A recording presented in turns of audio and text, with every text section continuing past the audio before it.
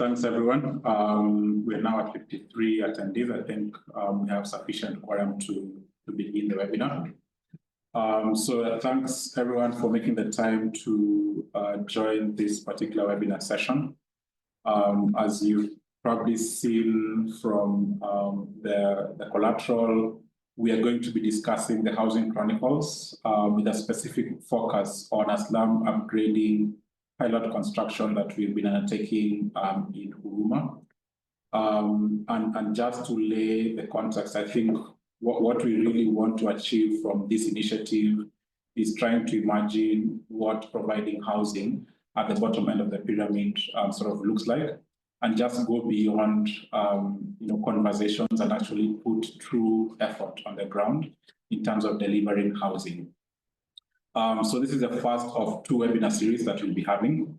As I mentioned, the first one will be focusing on a slum upgrading initiative that we are part of. And then the second one, we are going to be exploring a ground plus 4 new build option for very low income earners. And the second webinar will be towards the end of April, so next month. So please be on the lookout for that particular series. So to set the context in terms of the purpose of this particular study and what we aim to achieve from it, I think one of the critical things that we wanted to achieve was to set out what the construction cost estimates would be in terms of providing a slum upgrading project. And you'll be hearing from different speakers. So we have Sita Shah from FSD Kenya. We have Jane Weru from AMT. We have my colleague Michelle from CAHF and Jason Rosenfield from LIF and Impact Fund. We'll be sharing the different sort of elements of participation within this particular program and what they sort of achieve from it. So I think without further ado, I will invite Sita to give us context from all the stakeholders I've mentioned. And then shortly after, Jason will come in, and then Jane. So Sita, please go ahead.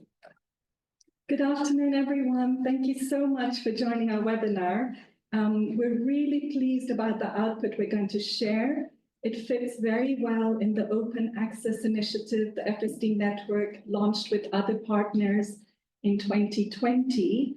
And the key goal for this webinar was we were really privileged to collaborate with an impact fund, the Livelihood Impact Fund, who's looking at finding different sectors that can promote job creation in different countries, including Kenya. And we're collaborating closely on housing and affordable housing, specifically for the informal settlement dweller.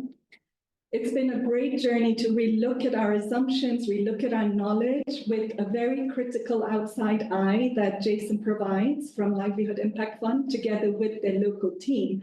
But just a very intense effort to relook at what are the value chain barriers and where are the opportunities. And this particular initiative brings together several partners.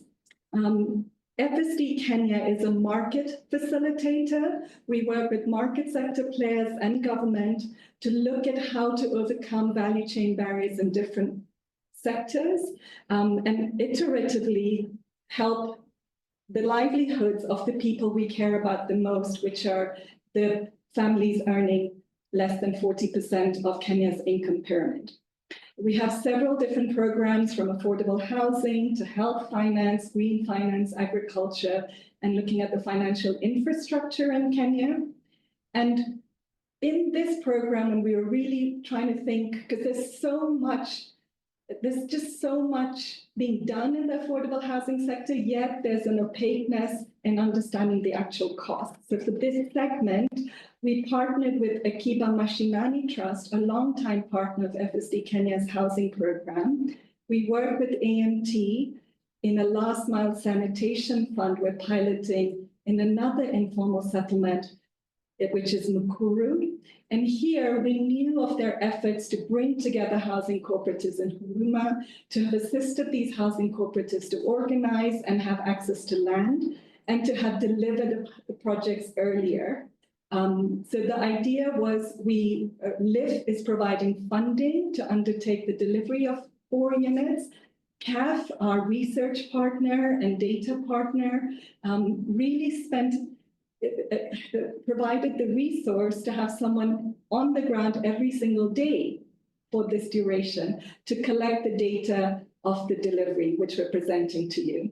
So we're really excited about this partnership and what we're sharing under the Open Access Initiative through AMT with LIF's funding, and the particular housing cooperative is called Muungano wa Ghetto. Thank you very much, and we really look forward to your feedback once you get this detailed information. Yeah, thanks a lot, Sita. I'll also invite Jason to be able to give us a bit more flavor in terms of livelihood impact fund within this housing space. So please, Jason.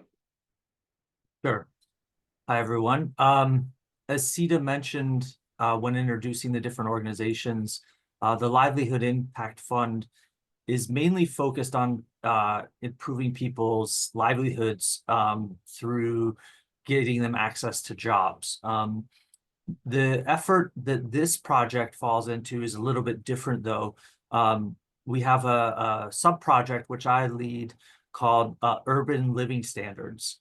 And the idea behind it is also to create jobs, but to look at improving people's livelihoods by reducing the cost or increasing the quality of the main products and services that they purchase. So I think everyone's heard of the poverty tax, where people living in informal settlements pay more for the things that they acquire, especially on a quality adjusted basis. So we looked at several different areas where we could potentially intervene with a social enterprise or a market-like intervention to decrease the cost or improve the quality of those products. And obviously, housing is one of the biggest ones. So what we were looking at was basically trying to provide products that either for rental or for owning that were produced at a better price or a better cost. And obviously part of that, as Sita and Alan mentioned, was understanding what the real cost of construction are. What we were targeting were, for example, things that could rent in the current rental affordability level of people living in informal settlements, which through a lot of surveying, we found to be between 2,500 and 5,000 shillings a month. Or not only in the informal settlements, but also in other areas. So to know if we could build something that was better, we needed to know the costs. And that's where this project came in, and a couple other we've worked on. You can see a nice picture of a structure we built in Kibera out of twist blocks. As a 8-unit apartment structure. So our target was 10 to 20,000 per square meter. We felt if we could do that, we could provide a product that was affordable. And to, part of it was measuring the costs and then also improving them. So there's some things we're going to do in the future to keep the costs down. One is we've established a nonprofit construction company. The second is we're building nice, dignified housing, but without, very expensive fixtures, with fewer bells and whistles, but with things that people need, like access to running water and toilets. We're looking at rent to own, and what we want to do is, if we can keep the costs down, to basically finance these at market rates so that we're able to scale. So we can go to the next page. This will just give you a view of the projects we're either actively working on or considering. So in the informal settlements, you saw the apartment building there. That's our first non-prototype building. It has residents in it now, and we're going to scale out that construction. So we plan to build 500 units by the end of 2026. And that's going to be built through our nonprofit construction company. There's the two projects we're talking about today, the Muungano houses in Ghetto. We want to continue to build those now that we know the costs are what we would hope they would be, and have a financing model that allows the owners to rent out several units and, you know, have the affordability to pay off their mortgage over time. So a rent to own concept. In Nakuru, it's a different model because there's more land and you don't need as much density. And there they've really kind of exceeded expectations in terms of keeping the costs down. So unlike in Ghetto, where you probably need some rental income to pay off the units, in Nakuru, there's the possibility that, you know, there are a lot of people who have the income already to work with a rent to own model. We're looking at building buildings of dignified rental units in Nairobi. We want them to be in the areas where people already live, or very near to them. So not necessarily in Kibera, but you know, in a place that is a natural next step from Kibera. We initially looked at cheaper land that was much further outside the city and found that it probably wasn't going to be good for our target market. So we have in the pipeline building a ground plus 4 or ground plus 5 unit, possibly with shared facilities. And the goal is, for those of you that know kind of the market in Nairobi, is to build something that's better than what's available in pipeline. And, you know, better ventilation, better quality construction, but still affordable. And then lastly, we're looking at a cross-subsidized rent-to-own model where we really have to thread the needle, in that we want people to purchase units at market rate, so people who can afford those, and then help cross-subsidize some units for people who are currently living in informal settlements or similar areas. So I saw CETA posted a quick note on the twist block houses that we showed on the last page. I'm sure some of you are asking how we're building without the land rights in the informal settlements. The model is basically, we consider them trailers. That's a strange way to say it, but it's like putting a trailer on a piece of land that can be removed. So we're leasing the structures to the current structure owners. We can disassemble them with about 90% recovery. In that way, if the government was ever to give a clearance order, we can move them out. And in exchange for to pay for the lease of the structures, we collect a percentage of the rents, and the current structure owner collects the rest. So this is the way in which we're implementing that model, which is a bit unique. So I will pass it on to Jane, who will go into the details of this particular project. Jason. Yeah, okay. You can hear me. Yeah. Oh, sorry. I'm so sorry. Thank you. So I'm just going to share with you the history. I'm just going to share with you the history of the Huruma Kambi Motor Housing. And specifically, we're talking about Ghetto. The history is intertwined. So in the 1990s, there were a lot of evictions in the city of Nairobi for informal settlements. And the main reason for this was that a lot of the land in informal settlements had been allocated during the Moi era and was used for political capital. It's basically to run a patronage system. And what would happen is that people who were well connected would be told, look for a piece of land and you can have it. So they would go to the Ministry of Lands and point on a GL piece of land. When you actually went to the ground, there were whole communities on those lands.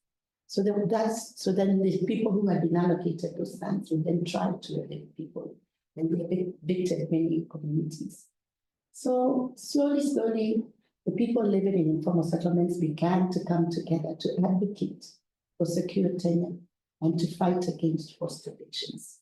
And that's how the Muungano was created. The first people to heed this call were actually the people from Huruma, the Huruma settlements that are situated in Kiamaiko Ward, in Starehe constituency. In this area are were five informal settlements, small ones, that were sitting on city-county, that time it was Nairobi City Council land.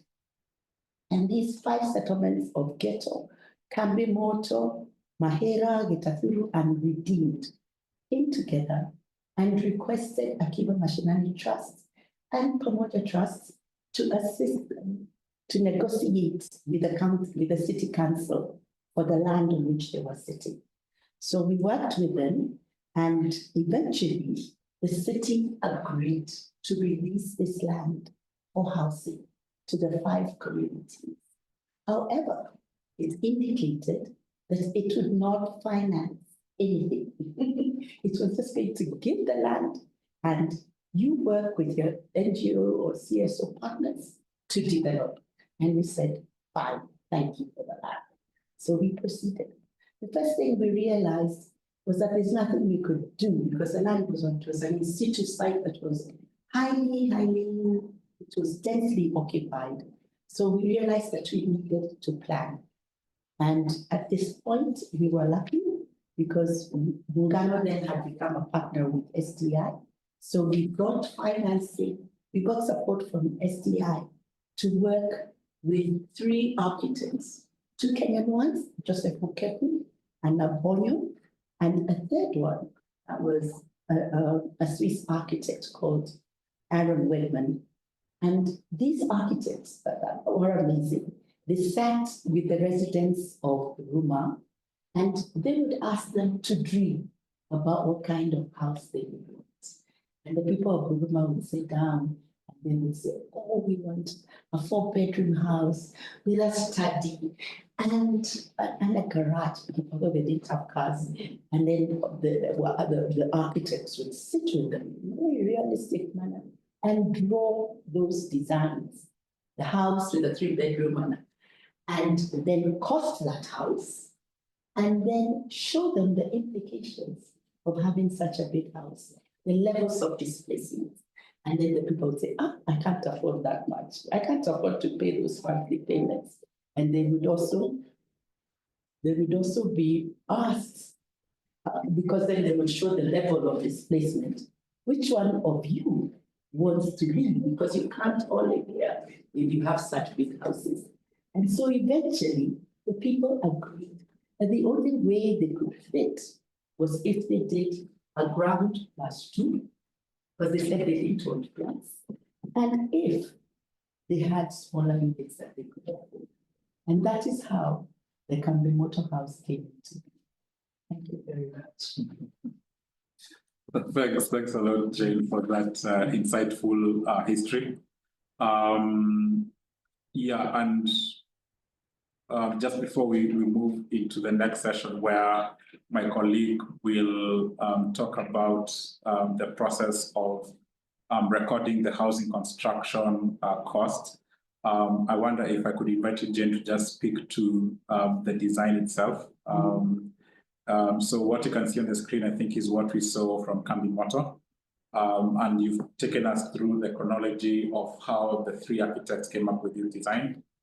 Could I please invite you to just speak to it in terms of what the webinar can see on the screen? Yes.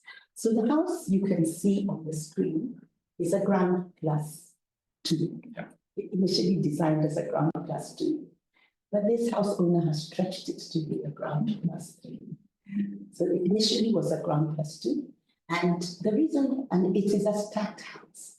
So it is a house with one room on the ground floor, a second room on the third, and a third room on the second and third floors. Yeah.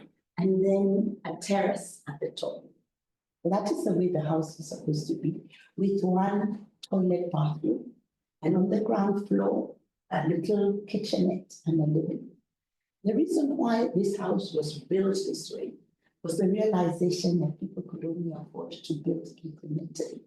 And so the people of Huruma said they liked the idea of a flat, but they could not afford a flat because they could not afford to pay for a big house at once. So this house was designed to be built incrementally. So you could build your ground room, the ground floor room, with a little toilet, put the roof, and there was a little toilet on the top floor. So that would be your starter house. And when you got money, then you would put the next floor, and when you got more, so that is the logic. Fantastic. Yeah, so I think that is really important for us to set the context in terms of the modular construction.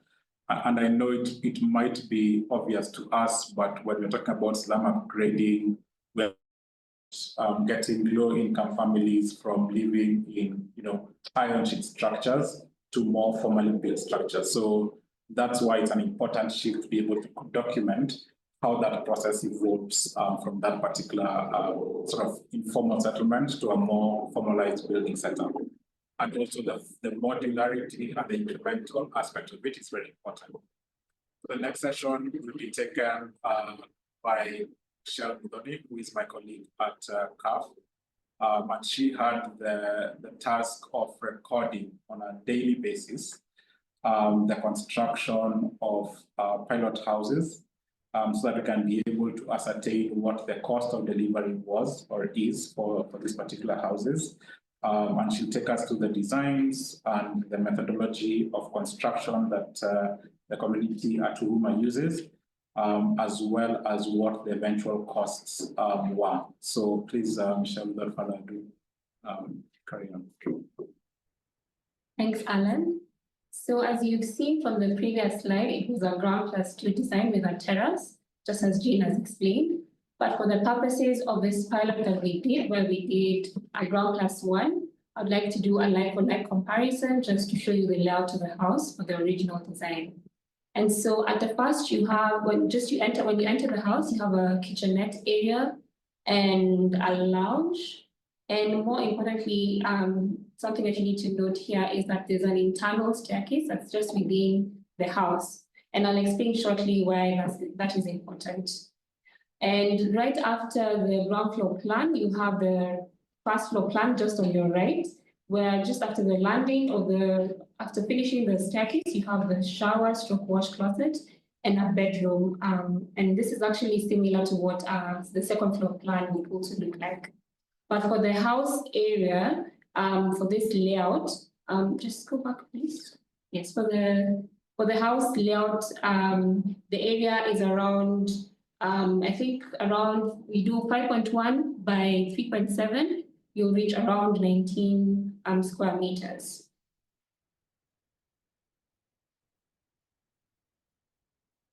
Next slide. Yeah. And now we have the new Ghetto design. So for this one, there's the small houses and the large houses. And you're probably wondering why there's this dynamic, because previously all the houses were the same size. And the reason why there's smaller sized houses and larger sized houses is because of the feedback that we got from the community, whereby the beneficiaries who own larger iron sheet houses were not, felt like it would be a bit unfair to move to the same size of a masonry house as that beneficiary who had a smaller smaller iron sheet house. So essentially what they're saying is that someone who had a larger house, iron sheet house, wants a larger masonry house, or even 2 houses for that matter. But then this was not possible because of space constraints and also financial constraints. So the community sat down and then they agreed that for those who owned smaller iron sheet houses would now move into a smaller masonry house, and those who owned a larger iron sheet house would now also move to a larger masonry house. And that's how we have this new design. And just for the sake of this pilot, what we did was 2 small houses labeled as small house A and small house B. And then we have, each of them has actually 14.29 square meters. That's for each room as indicated. And then also we did 2 large houses, and each of them has, at least per floor, is 21.16 square meters. And then they're all connected by a shared wall amongst the 4 houses. And something interesting about this design that is different from the old design is that it has an external staircase. Previously, I think you have seen that the staircase was inside, now it's outside. And this basically means that the living area has now more space, for at least the beneficiary can enjoy more space in this specific living condition. And what also to just do a small walkthrough, so we'll use the large house. So once you enter the main door, you have 3 options, whether to enter the large house A or large house B, or go up the staircase to the next floor. And for the sake of this walkthrough, I'll just go through the large house A. So once you enter, the first thing you see is a living area, and then you have a small kitchenette area. And then once you leave through the door, you will see a balcony, and you also have access to a toilet area. And this is similar to the other large house. And for the small house, it's a bit different because of space constraints, you couldn't have a self-contained house in this for the small house case. So what happened is that the small rooms of the small houses in the ground floor and also the rooms on the first floor all share a singular bathroom that is located just after the staircase. Yes, there. And that's how the setup is, so that you can at least have space, living area in the small houses. And walkthrough for the small house is almost similar to what the large house is. So it's just a living area, and then you have a small kitchenette area and a balcony that opens, and a balcony. And that's basically how the new design looks like.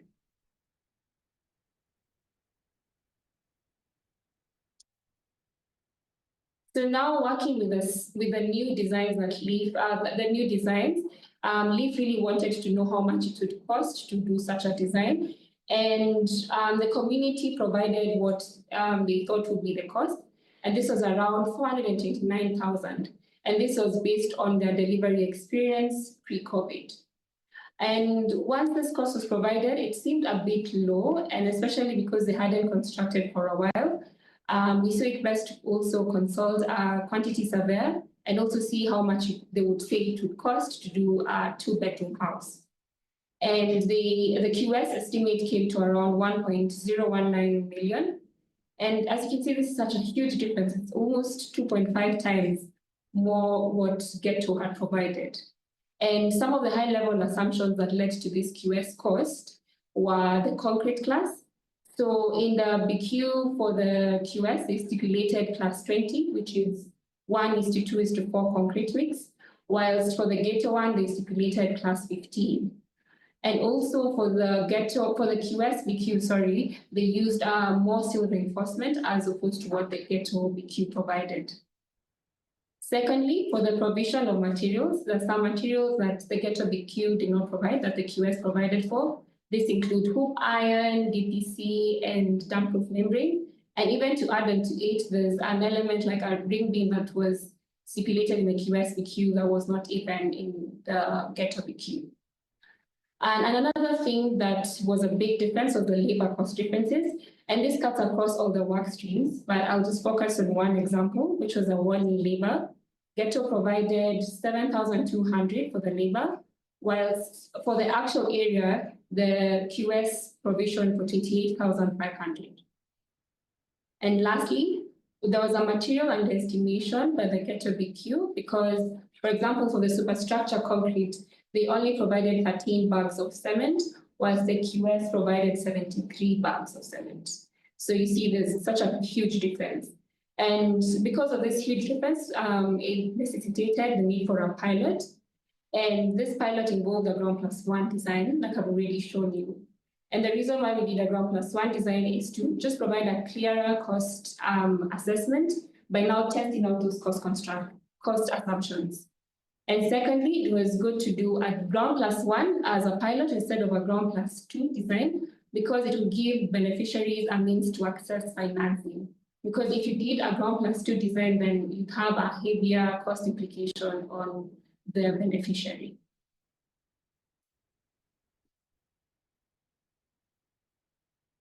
Yeah, and so we set out to do the pilot. And these are some of the unique construction methods that Ghetto used. And it's alongside some of the new techniques that we implemented for the first time. And some of the unique construction methods were the use of the precast beams and waffle slab. So in the first picture, you can see the precast beam looks like an inverted T, and it's lying on the ring beam, and then they're spaced out across the slab area. And then you have the waffle slab that comes to sit and lay in between the two precast beams. So you have that kind of a network where you have a precast beam, a waffle slab, and another precast beam. And the third and fourth photos just show you the molds that they were using for these precast elements. And also lastly, I think the design with the reinforcement. So you have the inverted T, it has 3D12 beams, 3D12 bars, sorry, on the bottom, and at the top D12 bar, so that network forms an inverted T, and then you place it into the mold and pour out concrete just to form what you see as the precast beam.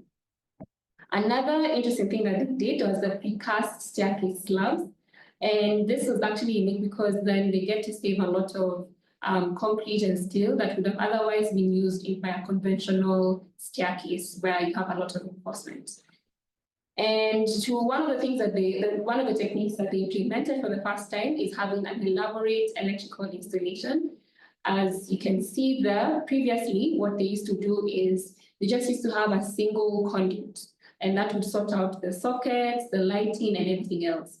But with this new design, they were actually very excited to have something very elaborate with now different conduits, one for sockets, one for lighting. They even now have conduits for internet connection, which is really good progress, and they're really excited about that. And another thing that they did for the first time is the ring beam. So previously what they used to do was have a lintel beam, which is basically a beam that just sits on top of the openings, like windows and doors. And so that means the load, I'll get a bit technical here, the load just settles, is only distributed to those specific openings. But if you have a ring beam, that means that it ties the entire house together. So it means that the loads that are placed on the slab will be distributed throughout the beams. So that's a benefit that they are now experiencing. And lastly, I think it was so cool for them. I think with Sambudia, the project manager was really excited and pushing for this, to have tiling for the wet areas, just so that they can reduce the reduce any wet areas leaking and stuff like that. So now it was nice to have tiling for the toilet and for the kitchenette.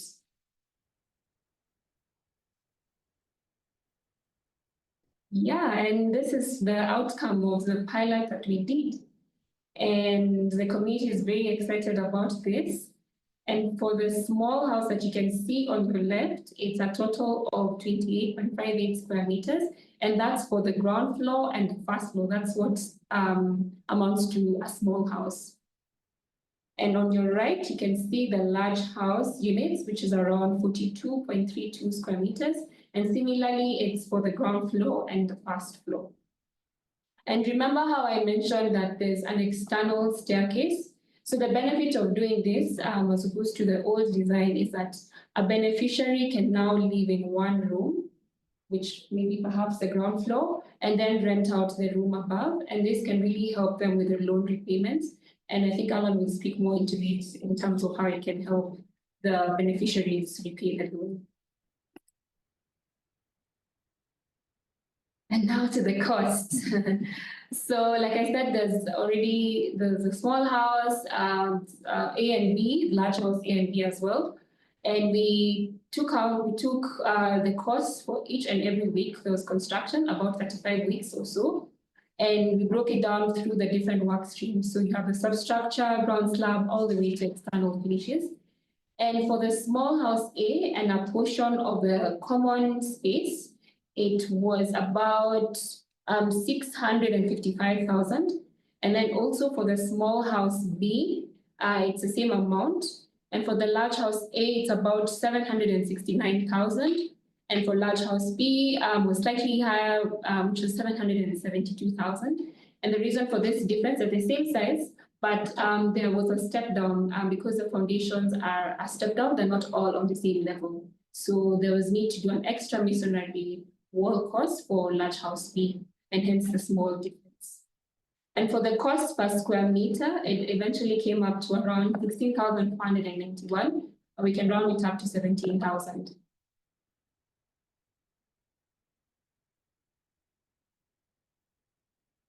And at least now for LIF, they are now a bit more knowledgeable because now they know the actual cost of construction. And the average cost of construction was around 717,485. And remember, we're doing a pilot because there was such a big difference between what the QS and the Ghetto estimate was. And so it was interesting to see that Ghetto was 40% lower from what we costed out or actually constructed. And then also for the QS, which we thought would have been such a big deviation, but it was only 30% from the actual cost. And for this actual cost, what it consisted of, from the breakdown there, you can see that labor took around 19%, and then we have cement at 15%, and steel at 11%. So those are the major cost components. Of course, the others are stipulated there. And I'm sure you're wondering, how are they able to achieve 17,000 cost per square meter, whilst in the market it is around 35,000 to 40,000. And I know it sounds insane, but hear me out. So it was basically a shell and core structure with essential amenities only. So nothing fancy, just basically the shell literally there and the shell literally. So that means that also it being an incremental housing approach, as Jane had mentioned, it means that the beneficiary will continue building, maybe at their own pace. And eventually what it will lead up to is that 30,000 cost per square meter that you're all aware of. And secondly, this is a social housing project. So that means that the government covers some of the costs like infrastructure, land, and approvals. So for anyone, this is a disclaimer, for anyone who would want to also apply a similar model, they have to remember to factor these costs. And for us to get that 17,000 per square meter, there are also some other costs that we excluded. For example, the ceiling finishes, because the network for the precast beam and the waffle slab already is a ceiling finish for the house. So there's no need to do gypsum and all those fancy things. And then also for the precast molds, so the community already owned some molds, and then also LIF financed and gave them a grant to fabricate more molds. So that cost was not included in this. Another thing that was not included was the last mile utilities like water, wastewater, and electricity connection. But not to worry, currently they have their own system where they have informal connections, and currently I'd say for now it suffices. And as I mentioned, it's a basic shell and core, so that means some interior and exterior finishes and fittings and fixtures were also not put into consideration. And lastly, I think the cost also excluded the professional fees and compliance. So that means the architects and the engineers were not, their costs were not accounted in this particular project. And then also for the regulatory approvals, NCA and NEMA were not included here, given that it was social housing and the government had already have a memorandum of understanding with the community.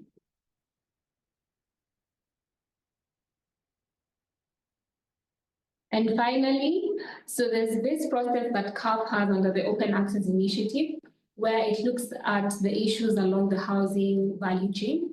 And so today I'll be looking at the ones particularly affecting the slum upgrading, and specifically with regards to Ghetto.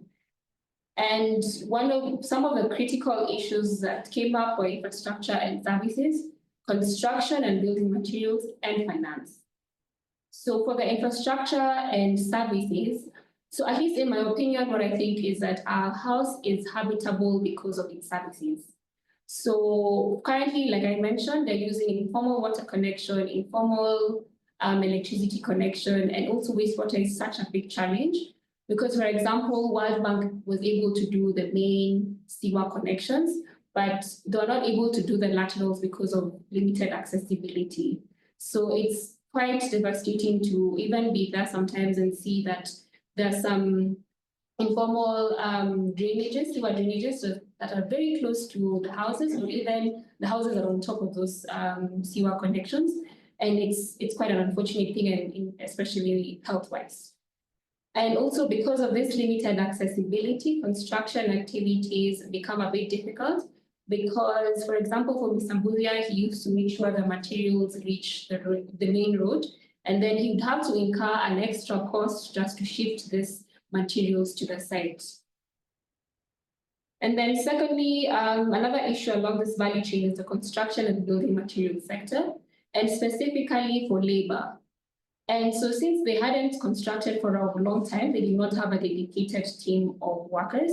So Mr. Mbuzia literally had to be up in the laborers' business, just trying to make sure that their work is as per the standard. And that means that not so many activities would go on at the same time. And sometimes he would even have to dismiss some workers. Sometimes he had to spend more just to get the same quality of work that is the normal standard. And even if, let's say, there was some financial constraint and construction activities held, that means that the laborers would disperse, and getting them back once you resume construction would be such a hassle, and a lot of time would go wasted just trying to reassemble the team. When it comes to green construction, I'd really like to say carefully that it really is a non-issue for them unless it's a cost-saving mechanism or element. So what I mean here is that for the community, remember that they're moving from an iron sheet house to a masonry house. So that's their primary concern. And so whatever they're doing is either, it should be able to save them the cost. So the reason why they did the precast beams and slabs is not exactly because of environmental benefits and they want to reduce CO2 emissions, but because it saves them cost as opposed to using a solid slab. And I say that with a lot of carefulness before you all come for me. And then next is the financing.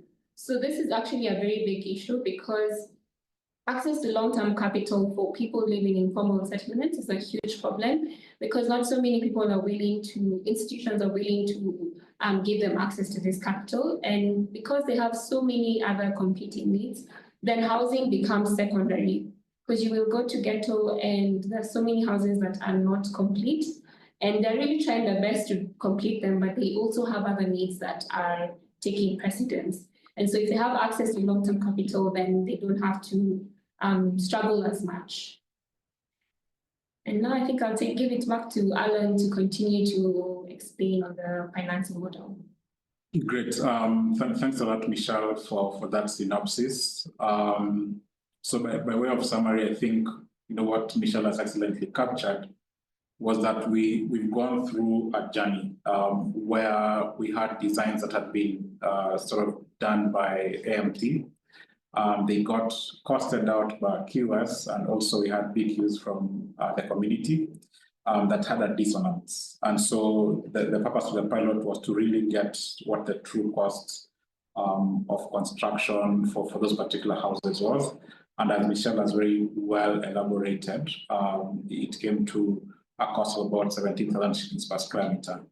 In terms of when this pilot was actually carried out, I think it began in June last year, if I'm not wrong. Around March. March last year. So from a timing perspective, it started from March and it ended around December last year. In case anybody is wondering, when these costings were carried out, it would be 2024, so last year. So they are pretty recent costings. So then the next natural question that we then have is, if we have a number in terms of what the cost of delivery is, then how do we go about financing the members of this informal settlement to be able to access the houses? Because remember, the goal here is providing housing to the bottom of the pyramid, moving them from hierarchy structures to more formal structures. And as you know, Michelle has pointed out, financing is a critical element to it. And also that's why the participation of Livelihood Impact Fund has been very critical in being able to unlock this piece. So when it came to carrying out a feasibility on the lending, I think we just had some assumptions regarding what it would take to lend out to Muungano, Iawa, and Ghetto. The first one was we were going to assume that the members of the community would be able to come up with a down payment of about 20%, which loosely translates to about 154,000 shillings. So this would count towards the home ownership. And from a credit assessment perspective for the financiers, you know, this would also be useful to be able to, you know, pass as a credit check. From an interest rate perspective, I think this is one of the challenges when it comes to finance. Just being able to find the accurate cost of money is usually quite difficult. But for the sake of this feasibility, we use the reference rate of KMRC. So that's 9.5% because the subsidized subsidized interest rate. If we were to look at what the market interest rates are, they are, you know, north of 13%. There'd be, you know, they present a natural barrier to being able to access affordable finance for this space. So we had to look for a reference rate that was sub-market, and KMRC served as a good reference rate. From a tenure perspective, as had been mentioned before, previously the tenure was about 8 years. However, we considered a possibility in which we could stretch it out, perhaps 10 to 12 years, to be able to get the monthly installment to a much lower and a much affordable figure. And then finally, you know, the difficulty that comes with informal settlements financing is the issue of security or collateral. You know, what collateral will be able to be presented. Also, given the fact that the particular parcels of land are being held communally. So for this particular feasibility, the assumption was that the cooperative itself would be in charge of enforcing any sort of default scenarios and being able to ensure the members are consistent with servicing their facilities. So on the right of your screen, you can start seeing, to see what the repayments would look like. So for the sake of this feasibility, we took the average of 2 large houses, the average cost of 2 large houses, which came to about 771,000. And for this simulation, it's just a standard repayment without any additional interventions. If you're able to put in a 20% sort of down payment, it means that the actual loan that would be extended to a member of the community would be about 617,000 shillings. Assuming an interest rate of 9.5% over a 10-year period, you get an annual repayment of 98,000 shillings. And if you break that down into a monthly repayment, it comes to about 8,000 shillings. And this is the sort of installment that a member will be required to pay over 10 years to be able to access a ground plus one build. And this is, you know, it's still a steep sort of an amount to pay. Of course, given the context that the rentals within that particular space range between 5,000 to 3,000 shillings. So even on a rent-to-own basis, it presents a significant percentage above what the rental within that area would look like. And so we started thinking about what possible interventions could be implemented to help with debt service. So as mentioned during the pilot construction, it was a ground plus one, and that was useful because it then meant that a member could occupy the ground floor area and then possibly rent out the first floor area, because especially for the large house, it's a self-contained sort of room to be able to help with the debt service. So in such a scenario, all the factors remain constant. So the repayment still remains at 8,000 shillings. But the target rental for the room on the first floor would be about 5,000 shillings, 5,500 shillings.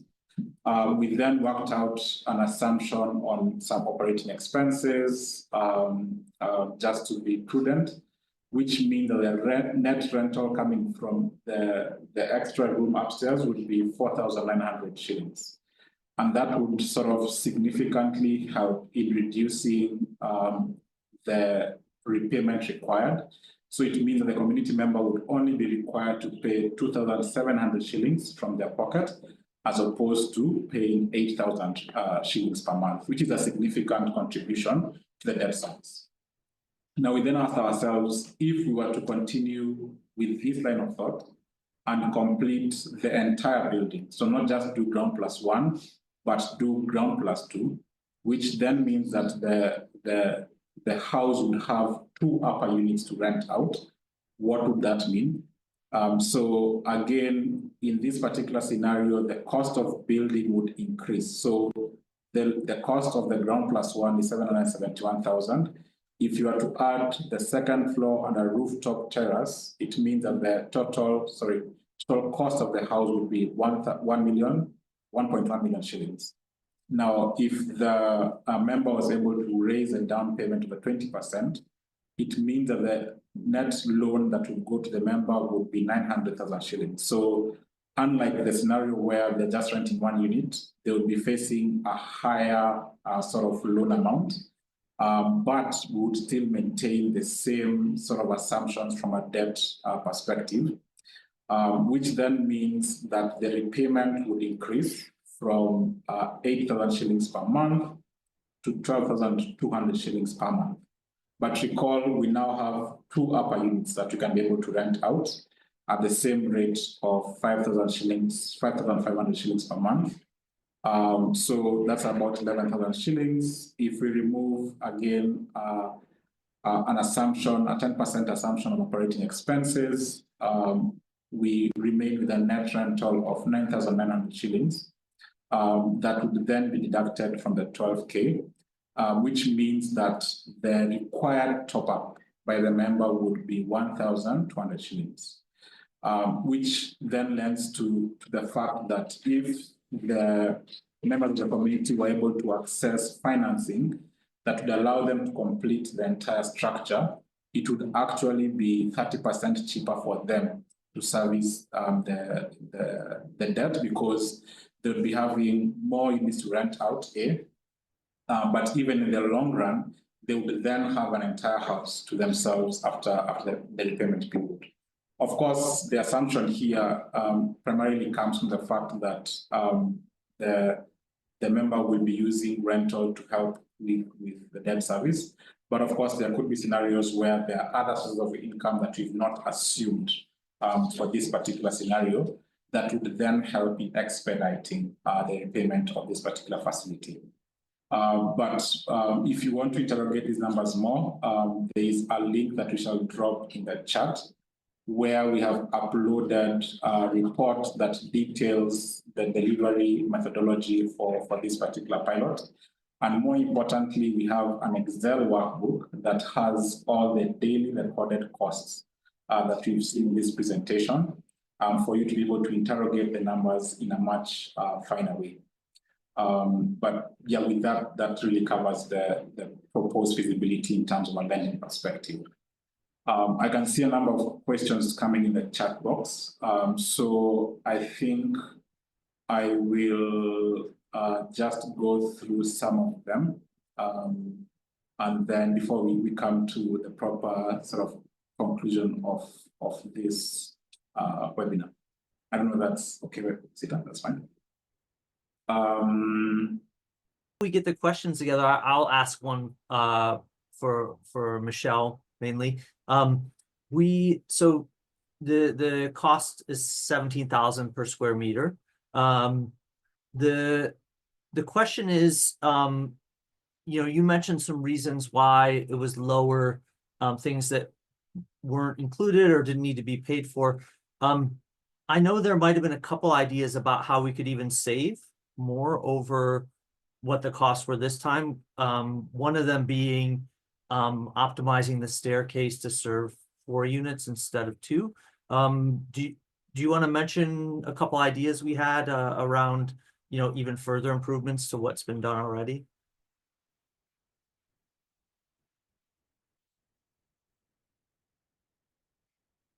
Considering is having a shared staircase amongst the 4 houses. Currently, it's just being done amongst the 2 houses, so that would really save cost. And then another thing that we're probably considering, but we need a lot of structural guidance, is reducing the reinforcement of the precast beams. As I had mentioned, it's currently using the 12 bars. And for beams, usually that's the minimum that you can use from an engineering perspective. But I think with further consideration, you can try maybe use the 10 bars instead, and that would be probably a good cost saving element. Another thing is currently, I think through the detailed report, there's an image showing a different network of the precast beams and the waffle slabs. So currently, like I showed you, you have to have the precast beams, you have to have the waffle slab sitting in between the 2 beams. But what that can be done differently is to simply remove or eliminate the precast beams and just have the waffle slabs interconnect themselves. But also this has to go through thorough structural guidance. Yeah, those are some of the things actually. The people's hands. Yeah. I can tell from here. Yeah. Sorry, Sita, we couldn't hear you when you're making the point. Yeah, but let's get the question back. Cool. So I know there are a couple of hands up. So Miss Marion, please go ahead. I'm sure you want to come in. Let me just allow you to talk. You can unmute, Marion. Yeah, thank you. Thank you. I hope you can hear me now. So thank Yes, you. perfect. I want to follow up on the previous speaker, and my question actually also relates to cost. But before I do that, I think this is a good, I think it's a good direction in which you are going. And I think it is commendable because I think the area of housing, the low income is still not really understood, and there's such a huge gap. So I think my question is, and it will be a question and a comment at the same time, because as I look at the cost, you can only make housing more affordable by reducing the cost. And I think we were told that the unit that we are saying has achieved 17,000 per square meter has a lot of costs that are not included, issues like services. Yet that will have a great implication when it comes to even renting the unit. So it means that even if you're assuming that this end buyer would be able to rent that unit at 5,500, that may not be possible, because if you don't have some of the basic services, for example, in that unit, then I think that rent may not be very easy to get. So my comment is, and I think we may need to start looking and seeing, how do we bring other partners on board so that we can be able to subsidize some of these things that are not within this model? Because I believe things like water, for example, can be taken up by Nairobi Water, for example, in Nairobi. Things like electricity can be taken up by Kenya Power. So I think, can we try and expand this model and see how do we bring on board service providers so that they can also be able to put in some of their input, even as in terms of social responsibility. I believe that can be done. And then my final comment, because I don't want to talk much, I think I want you to explain, because I noted the shifting to site costs were, I think, the highest, 38%. So can you kindly explain what that was? Thank you.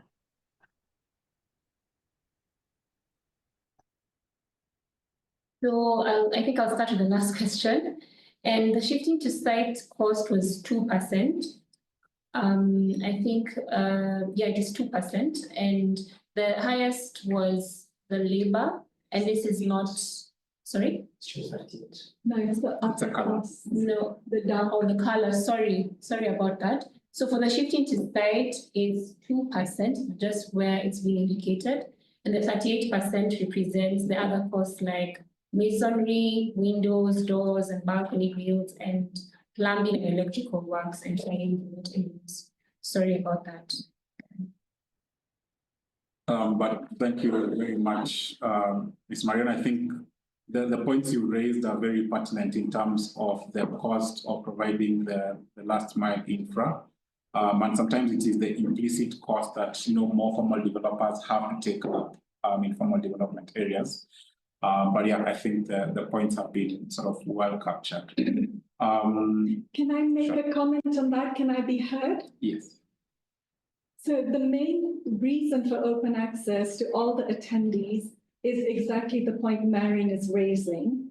If we, from every developer segment, can share our costs without fear, because I can assure you profit is not a large factor when we're trying to hit the affordable housing market. So there's nothing that we need to hide. Then we can make a more apples for apples comparison that what did this developer in this segment spend on utility connection versus this developer in another segment. And as Jane and Akiba Mashinani rightly always say, and a lot of staff at State Department we speak to as well, there's a very large KISIP program, Kenya Informal Settlement Improvement Program. We all do share Marion's ideology that for this segment, utilities should be provided in a subsidized way. So thank you for that comment, Marion. And, appeal again, which I think you'll hear from me over and over, is sharing this data should not scare anyone. We were so excited when we spoke to Ghetto, and Ghetto were willing for this data to be published. That was the whole intention. It wasn't to build 4 houses in Ghetto. It was, what do we learn from that process? And that also, let me take one question from Cecilia Wandiga about the sweat equity. So there are many schools of thought about it. The second cooperative that AMT introduced us to, the Nakuru cooperative, they also found that using sweat equity can be quite tricky in terms of quality, in terms of timeliness, etc. And it may be more affordable to hire trained labor. I'm not saying that's the only way. In Ghetto, they were paying labor. They did find it very hard to replace labor when they had to let go of labor when there's a little hiccup. So labor, I think sweat equity sometimes definitely has a role, but sometimes people are also doing other work, and to think that they can provide the sweat equity to that level required, particularly when you're going up a couple of stories. We can only interrogate more by sharing this kind of data and really understanding the quality, etc. So thank you for that. Yeah, thanks for that, Sita. I think there's also a question from Clementine, if I'm not wrong, asking, was there an attempt made in securing Kenya's affordable housing finance, fund to support this? So I think the straight answer there is no. We did sort of engage the government in getting its support. This is an initiative that is sort of being supported by the stakeholders that we have laid out. There was a question also regarding whether we have considered using interlocking technology to save on cement, sand, and transportation.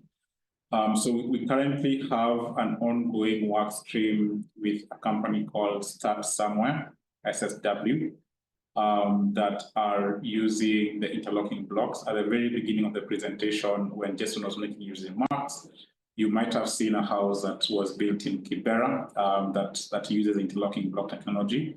So we are exploring options where we could potentially adopt SSW's interlocking blocks to see whether they would have a cost saving within this particular non-operating project.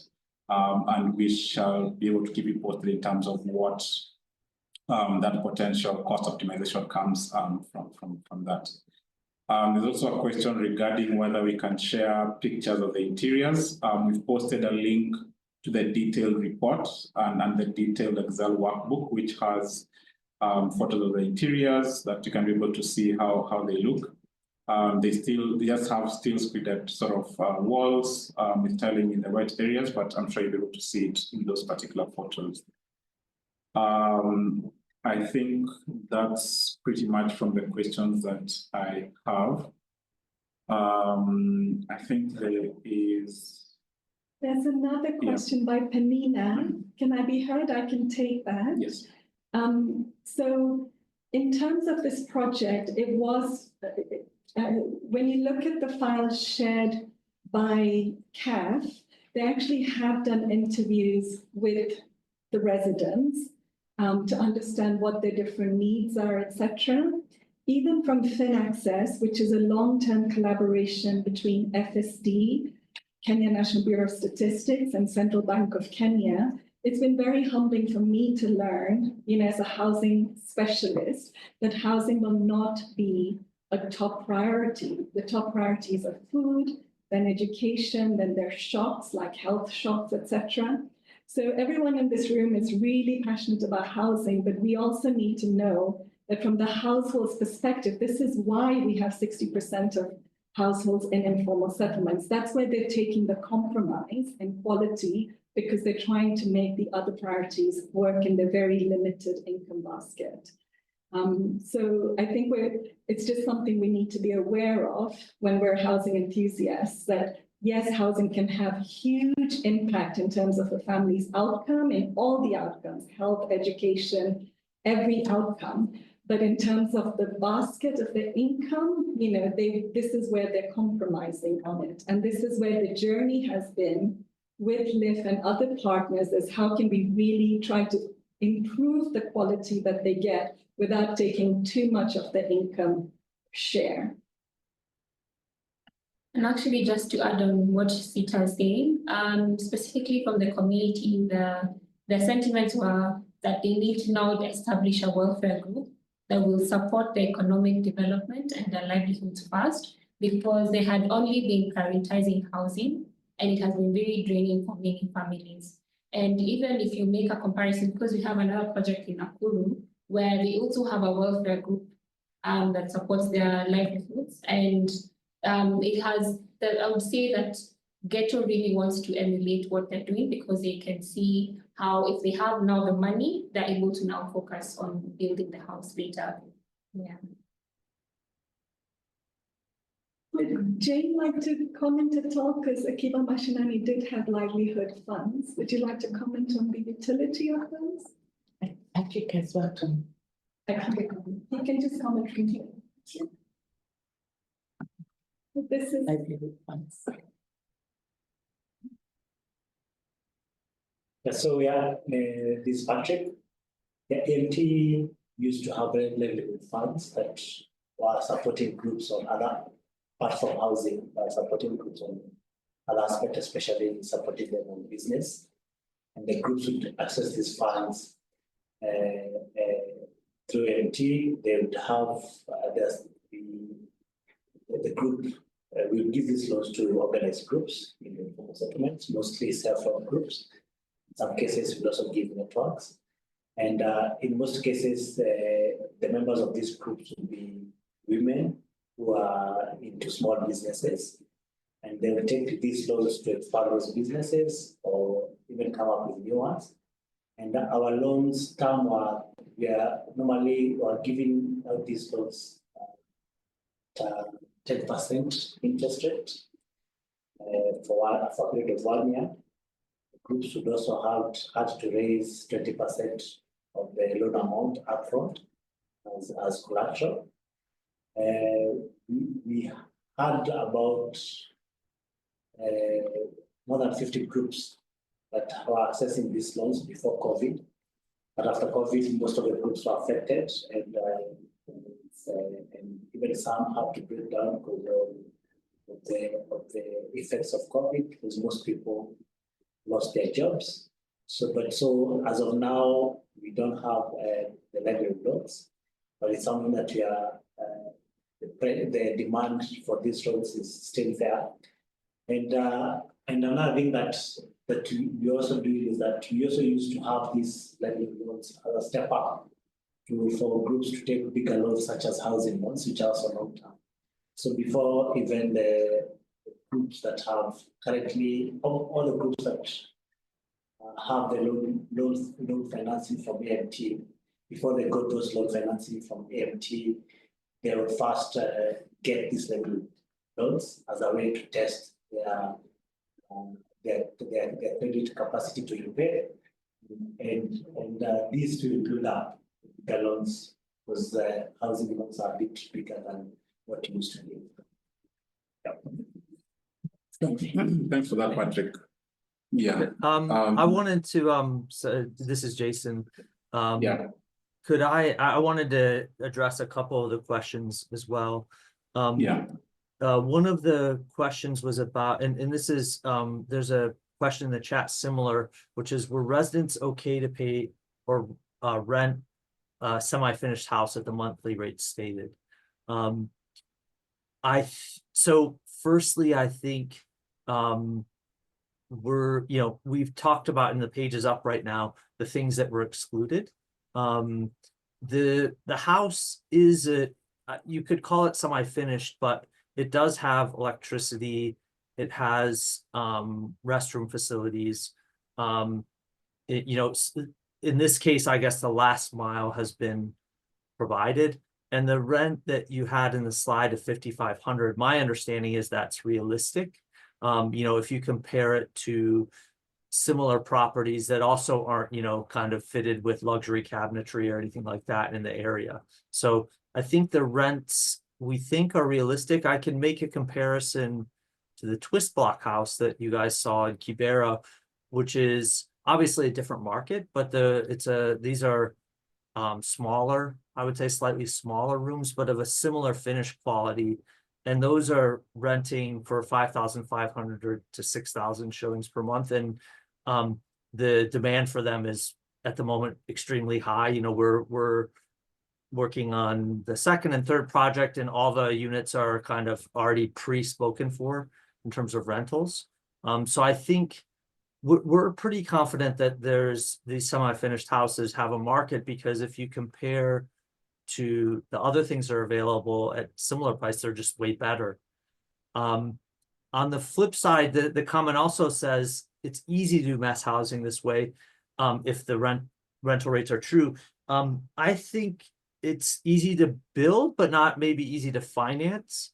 And that's what our overall objective is. We also have to show that what we want to do is build a portfolio, maybe not a huge one, but maybe between $5 and $10 million eventually of these types of projects, and really show that the repayment happens and that there's a market rate yield, not just the KMRC yield, but I think even with Alan's model that he showed, you saw that the contribution by the owner in the cheapest case was only 1,800 per month. If you had a market rate, a lot of them could still afford it. It would be more than 1,800, but it would still be probably affordable for them given the model. The same thing as we look at the financing in the Kibera houses, we're aiming for a market yield, including the structure owner, the land claimant, taking a decent portion of the rent, as kind of the person claiming the land and owning the current structures that we're replacing. We still want to create a market yield. And we feel that will be a big catalyst to the sector. If we can show that, no one wants to invest in these semi-finished units today. I can't imagine you're going to get a private investor wanting to buy a unit and rent it, or a pension fund wanting to kind of buy into a portfolio. We want to show that it actually can work. We don't know if it will, but we want to show, and then maybe it can crowd in some more funding into the sector. So repayment is basically the key. I mean, the construction cost is the first step, but if we can prove repayment through good property management and correct underwriting, then I think the sector can grow. If I can add to that, on the repayment, I think we're still very nascent in our abilities to really know a family's repayment ability, partly because our credit information sharing mechanisms at a national level do not get credit information sharing from so many providers of credit.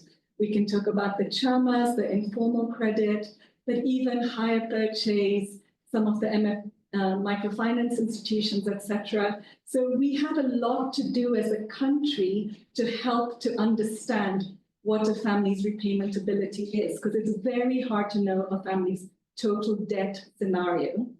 And that's why we keep talking about sharing such data, because as Jason really easily said, or very comprehensively said, it's easy to build, it's going to be hard to finance and scale. And so by sharing what the partners in this group have shared with the ecosystem, ready for any other partner to take up, are the plans, the cost in this pilot, which you can compare with, but also Mr. Mbuthia, who unfortunately couldn't join us, but is the leader of the construction. He's a community leader. He's learned about the various technologies all the way back to 2005, I think, and would be very happy to help to train other initiatives to learn some of the technologies like the waffle ceiling, etc. But then it's really trying to understand what are the repayment metrics. So we need to figure out, having the operations, there could be tax implications on rent, etc. It's a much, much, much, much longer road than building the housing. And I really wanted to make that point about the challenges of managing a portfolio at scale, etc. So we can learn what people's repayment abilities may be by having them as tenants. And then with time of paying well, they can establish their score.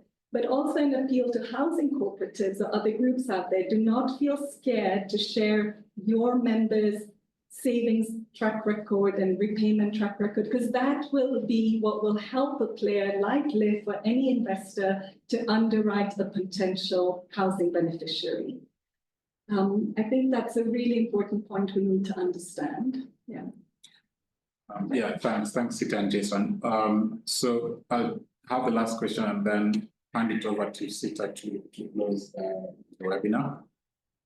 Joseph Kimani had asked, what would you say in regard to bulk material purchase and wall sharing in relation to cost reduction? So for this particular pilot, we're just having just-in-time purchases for this construction.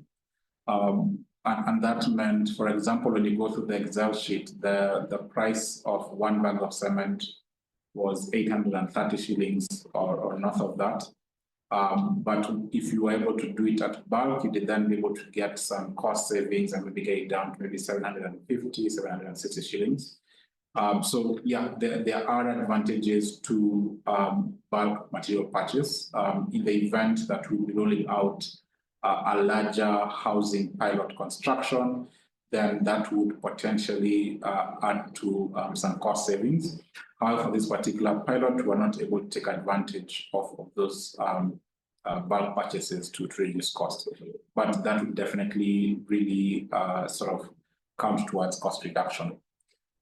So I think the questions are largely over. So Sita, I'll hand it over to you to close for us the session. And just for everyone to keep in mind that we have a second webinar coming up towards the end of April that will now explore Ground Plus 4 build for low-income settlements. But Sita, please. Yeah, great. I just want to ask any of the other panelists if they have anything they'd like to say. Jane or... I just wanted to share the importance of learning from one another. The laddies, we call them laddies because we learned them from a group of old Indian women who came from India to train the Kambi Moto people on how to do these laddies.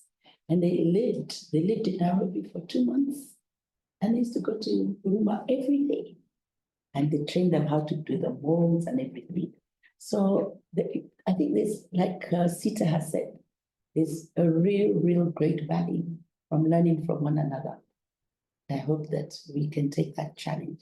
The other thing I just wanted to note was also the role of the engineers in this whole process.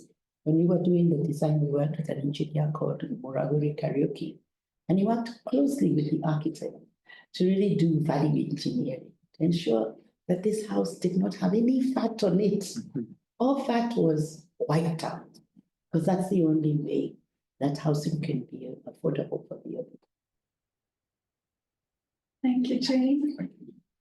Anyone else have anything to share? So from FSD, we'd like to thank all our partners. We really enjoyed this experience of following the learnings and the building day by day. And one thing that I would really make a strong point about is affordable housing is green for 3 strong reasons. One, as you can see on the screen right now, the unit sizes are very small.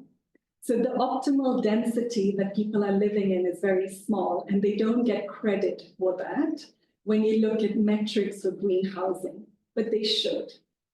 Secondly, as you can see even with the bicycle, the occupiers do not use private transport, they don't use cars, and they tend to walk or use public means. But there's no credit given in a framework for green housing right now for that.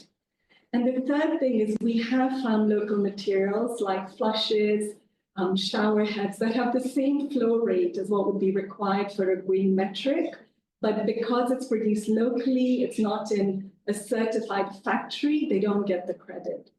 And finally, Kenya's grid, our energy grid, is largely green because it's powered by, by geothermal, by water, etc. And as a country, we don't tend to get credit for that, from my understanding. So my appeal to all the stakeholders is we really need to share this level of information that we're sharing and then work together to find a very appropriate metric for affordable green housing in Kenya so that we get the green financing that should be available globally. And with that, it's my pleasure to close this webinar, to thank all the partners for the intense work. Again, I'm sorry Mr. Bukia is not here, and to thank CAHF, Akiba Mashinani, and LIF for taking us together on this journey. And we look forward to our second webinar in a month's time. Thank you, and questions are welcome. We will continue to answer them if you share them on CAHF's website. There will be a place to post questions. So thank you very much to everyone.